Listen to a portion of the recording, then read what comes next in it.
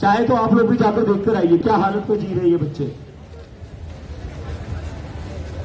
तो मेरी फिर से एसीपी अजय शर्मा से एक ही रिक्वेस्ट है, स्टेज पर आइए, एक दिन के लिए अनशन पर बैठिए।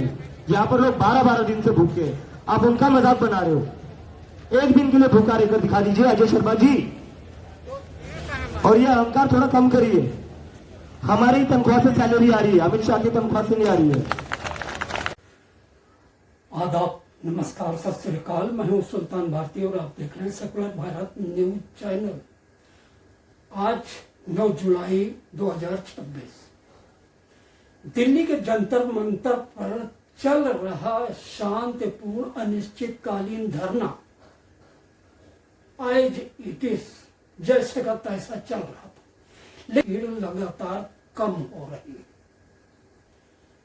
आज एक वक्त ऐसा आया जब अचानक हो हल्ला मचा और सारे यूट्यूब चैनल वाले एक तरफ को भागे। कई पुलिस वाले नजर आ रहे थे, बीच में टोपी वाले भी नजर आ रहे थे, लेकिन बाद में पता लगा कि बारिश की वजह से सीजेपी के कार्यकर्ता बाहर से जाजिम लाकर लगाना चाह रहे थे और पुलिस उसको लाने नहीं दे रही। आना चाहते आ रहे हैं, जो पत्रकार आ रहे हैं उनको कोई रोक नहीं है, और जो समर्थक आ रहे हैं वो भी आ रहे हैं। कहीं चिंता की बात यह है कि 45% टेम्परेचर और बढ़ती हुई उमस की वजह है कि समर्थक या छात्र क्यों नहीं आ रहे हैं या कोई और। लेकिन सच यही है कि भीड़ कम हो रही है, जो छात्रों के लिए, समर्थकों के लिए और अनिश्चितकालीन धरने के लिए चिंता का विषय। हम अपना अधिकार मांगते,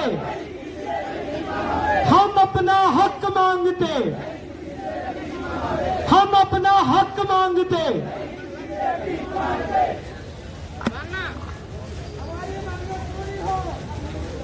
पूरी तो होंगी, टेंट तो लगेगा, कुछ भी हो जाए।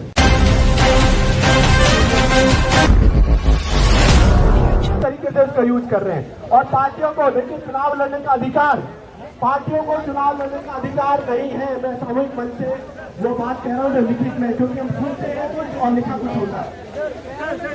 चुनाव लड़ने के लिए सबसे बड़ा है कि आप नागरिक होने भारत के नागरिक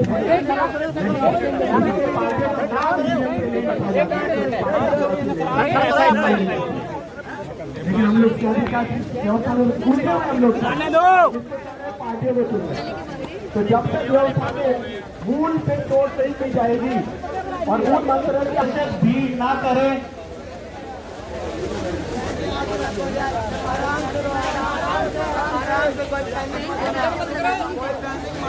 और कैमरा वाला विशेष ध्यान रखो इस बात का।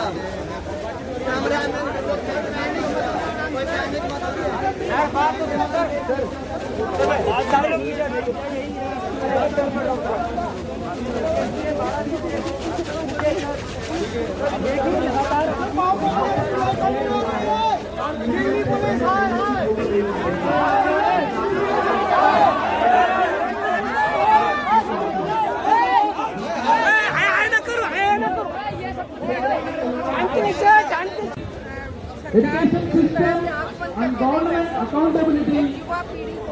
The same time you are waiting for our equality and dignity for all. We stand with you in your demand about the resignation of the education minister. We stand with you in supporting Sonal Wangchuk's sacrifice, which shines a light on the moral vacuum in our corridors of power.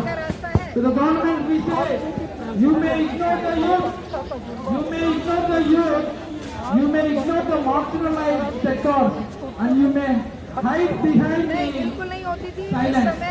But you cannot ignore the truth forever. It is about restoring the dignity of every student and every citizen in this country. We are united in our demand of justice. We are united in our opinion.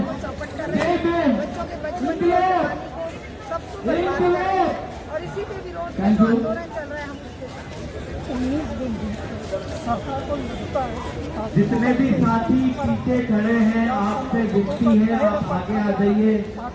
कोई delegation आके उनसे बातचीत क्यों नहीं करता? ये ना किसानों से बात किए थे ना ये अब हमारे बीच में मुस्लिम आंदोलन में आकर अपनी बहनों से बात बात की है, रखेंगे। जिन्होंने अपने पूरे 3-4 महीने लगातार संघर्ष किया।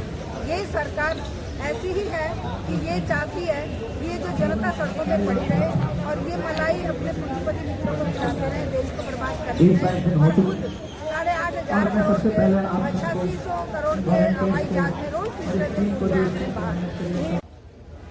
और अभी सुबह 10 बजे से हमने जो त्रिपाल लाई थी उसको पुलिस अंदर नहीं आने दे रही थी। सुबह 10 बजे से कह रहे थे त्रिपाल आप अंदर नहीं लेकर जा सकते। क्यों नहीं जा सकते? त्रिपाल है, कोई बॉम्ब तो नहीं है, कोई बॉम्ब तो नहीं ना, त्रिपाल ही है ना। और किस चीज के लिए अंदर लाना चाहते थे हम? मैं सुबह उठकर देखा मैंने, ये जितने भी लोग यहाँ पर अनशन पर बैठे हुए ना, ये सारे बच्चे कल रात को सो नहीं पाए। पूरी रात भर बारिश हुई है, उसके कारण ये सो नहीं पाए। मैंने सुबह जाकर देखा, उनकी बेडशीट गीली हो चुकी है, उनके गद्दे गीले हो चुके हैं, जो नीचे कारपेट लगाए हुए थे वो भी गीले हो चुके थे, बैग तक भीग गए। रात भर सो नहीं पाए बच्चे।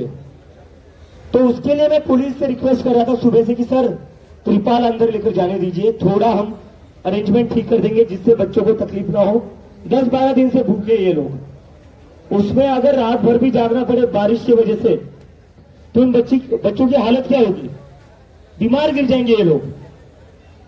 तो उसके ऊपर अभी एसीपी अजय शर्मा, नाम नोट कर लीजिए, वही एसीपी अजय शर्मा जिन्होंने छत्रपति शिवाजी महाराज, डॉक्टर बाबा साहेब अम्बेडकर और भगत सिंह की बुक सड़कों पर फेंकी थी, वही एसीपी अजय शर्मा कहते हैं आप सब लोग तो अनशन पर रील के लिए बैठे हुए हो। बन गई आप लोगों की रील? रील के लिए अनशन हो रहा है। मैं एसीपी अजय सर से कहना चाहता हूं 3 घंटे के लिए कुछ खाए बिना रहकर दिखा लीजिए। पुलिस बूथ में जो चाय पर चाय मंगाते हो, नाश्ते पर नाश्ता आता है, 3 घंटे भूखा रहकर दिखा लीजिए और रील डाल लीजिए अगर आपको इतना आसान लग रहा है। सोनम वांगचुक यहां पर 12 दिनों से भूखे, कुछ खाया नहीं, हालत देख सकते हो आप, खड़े तक नहीं हो पा रहे हो अपने आप से। और वही हालत सारे स्टूडेंट्स की है। और एसीपी अजय शर्मा कह रहे आप लोगों की रील बन गई ना अब। क्या मतलब इन लोगों को कोई दिल नहीं है क्या? इंसानियत नहीं है इनमें? यहां पर इतने दिन से बच्चे भूखे हैं, यही लोग तो हॉस्पिटल में लेकर जा रहे हैं ना, एम्बुलेंस में डाल कर। और फिर भी इनके जो बॉस है एसीपी अजय शर्मा, वो कह रहे रील काट ली आप लोगों ने अनशन की। एसीपी अजय शर्मा बस एक दिन के लिए भूखा रहकर दिखा लो, बस एक दिन के लिए। कैसे आप ये कह सकते कि रील के लिए अनशन हो रहा है? आपको ये कहते वक्त जरा सा भी कुछ लगा नहीं? आपके बच्चों की उम्र के ही बच्चे हैं सर यहां पर, आपके बच्चों की उम्र के होंगे, आपके बच्चे भी कॉलेज में होंगे अभी या स्कूल में होंगे, उन्हीं के लिए तो चल रहा है ये सब। सोनम सर को कौन सी नीट की एग्जाम देनी है, जेई की एग्जाम देनी है? सौरभ को कौन सी नीट की एग्जाम देनी है? आशुतोष को कौन सी नीट की एग्जाम देनी है? मुझे कौन सी नीट की एग्जाम देनी है? हम तो इन्हीं पुलिस वालों के बच्चों के लिए कर रहे हैं, हमें थोड़ी ना नीट और जेई की एग्जाम देनी है।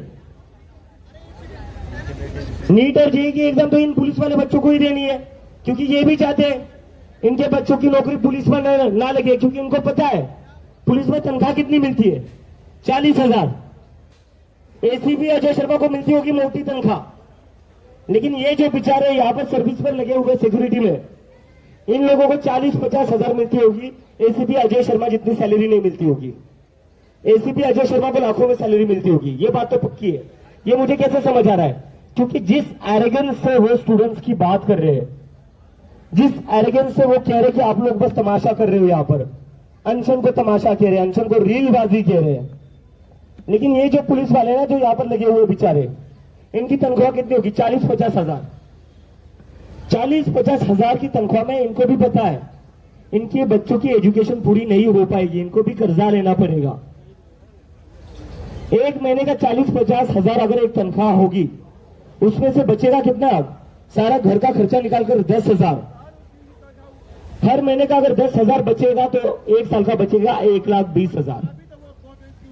अभी अगर आपको केजी में एडमिशन लेना है, फर्स्ट ग्रेड में एडमिशन लेना है, उसकी फीस ही 1 लाख है। कोई पुलिस वाला वो फीस अफोर्ड नहीं कर सकता, पैसा बचता ही नहीं उतना। और ये तो रही